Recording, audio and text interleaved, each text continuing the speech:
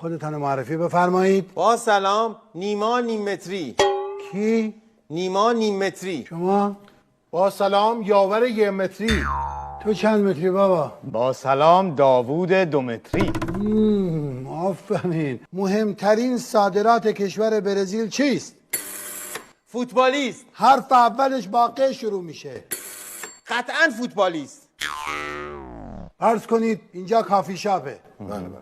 کافی شاپ که رفتی؟ بله. بسیار خوب. هوا سرده. تجسم کنید. بدن شما به یک نوشیدنی گرم احتیاج داره. وقتی وارد میشین چه سفارش میدین؟ دمنوش، کاپوچینو، چای ترش، لاته، چای کوهی، موکا، هات چاکلت. چای سبز. براگم تو نمیخوای چیزی سفارش بدی؟ آقا صندوق شلوغه، گفتم من بعداً سفارش بدم. خدا بره چه منو آف نمو کنی.